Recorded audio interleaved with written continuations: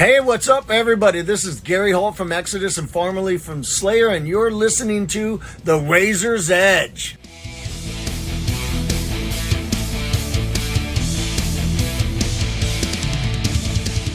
Hi, Kat from The Razor's Edge. We're on the last day of Bloodstock, and I'm here with Anton of Beast in Black. Hi, how are you?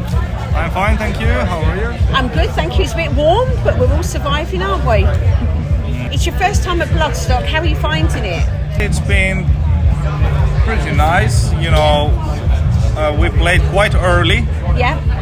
and regardless, the whole field was full, and people were fully into the show. So that was really it made us feel really welcome, and that okay, we have fan base here, and hopefully a lot of new fans after this also. Yeah. So it's been nice. And I saw you'd also done a signing that was very busy. A lot of people wanted to meet you guys and have their stuff signed, which is always really good, isn't it? Yeah, it's always good when you go to signing session and see a bit closer how people the nuances of their emotional connection to the band. Sometimes they say very quickly how they feel about it, or some kind of a thing why we are important for them, and it's always heartwarming to hear that. And I think it's so important. All the bands at Bloodstock and within the whole metal sphere seem to have a real emotional connection with their fan base, don't they? It's a really important two-way relationship we have, isn't it? That's how it's gotta be. Yeah, brilliant. So you released Dark Connection back in 2021. Are there any plans for any new material to come out? Of course, as a songwriter for this band, my brain is constantly in a creative mode, but the kind of a drawback, the problem is that we've been so busy touring, and when we're not touring, if there's a month off, it means we're doing pre-production or planning for the upcoming gigs, so I haven't had the peaceful environment to fully focus on creative process.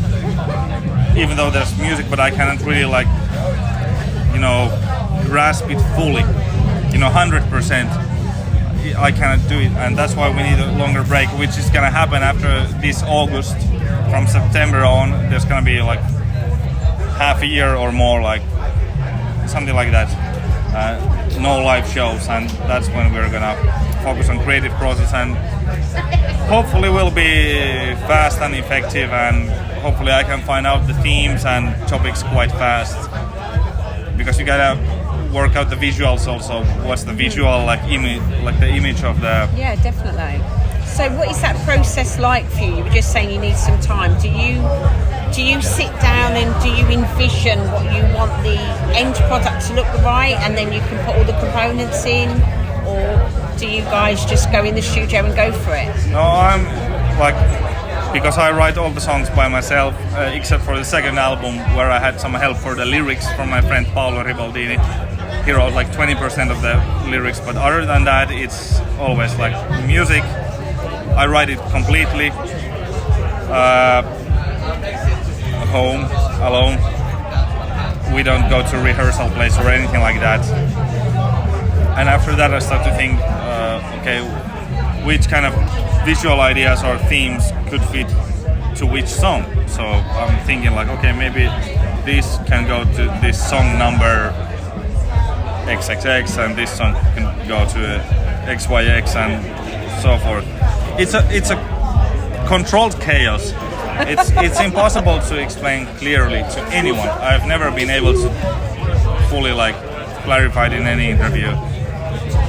And even if someone comes and watches the process, it makes no sense to some it's extent. Personal to you, isn't it? It's your process. And it happens anywhere. It doesn't have to be home. Often I just take a walk or drive my car and let the ideas and melodies and riffs and all the music brew in my brain, and then when it kind of becomes clearer, then at home I can write it down with my computer with the software that I use. Yeah, great. Are you going to manage to see any bands today while you're at Bloodstock, or are you heading straight out? I think I'm gonna stay more to the backstage area at the bus. To be honest, I don't want to sound arrogant, prick or anything like that, but like I've seen even my like all-time favorite bands already sometimes, and I just don't get the feeling anymore from seeing bands or listening to bands. And even after like finishing our own music, our own like albums when they're ready, I never listen to those unless I have to for some reason. But I don't really listen to music that much, live music or studio music.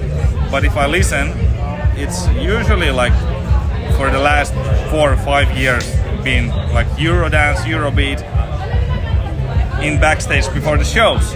Right, okay. Because it's great for warming up guitar playing. They have like steady beats. There's a key, like let's say it's E flat minor or something. Okay, and the song is 4 minutes. Okay, then I play some scales in E flat minor for 4 minutes, and it's like a metronome for me, a musical metronome. And everybody has their own way of getting ready for stage, don't they? Everybody does their own thing. So you guys will be back off to Finland. What's the music scene like in Finland at the moment? Is there a lot of up-and-coming bands that you kind of know of, or? I don't know that well. I just know that mostly it's like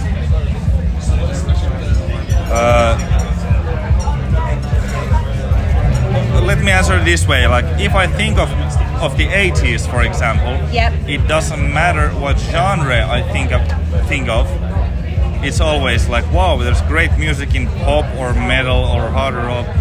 It's real music. Yeah. But nowadays, it's like it's hard for me to think of anything good from any genres.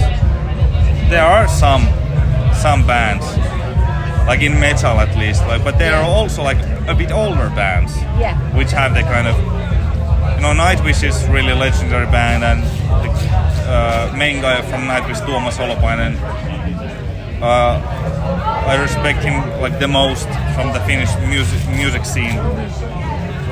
He does music like so as honestly as possible, and the lyrics and everything. So a real artist and real like composer and musician. But in Finland, there's also like a lot of this. Everyone thinks of Finland like that's the metal country, but the mainstream music there is not metal.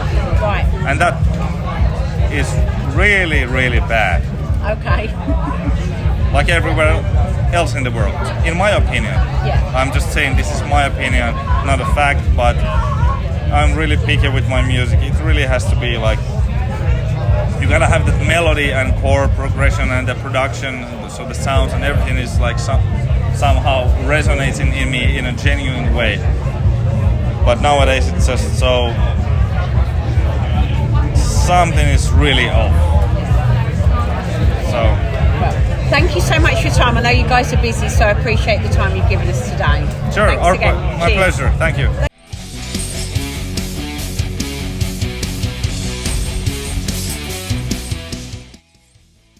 Thanks for listening. Make sure you keep up to date with future episodes by subscribing to our channels. For more information on this podcast, or for all the latest music news, reviews, interviews and more, head over to our website, www.therazorsedge.rocks.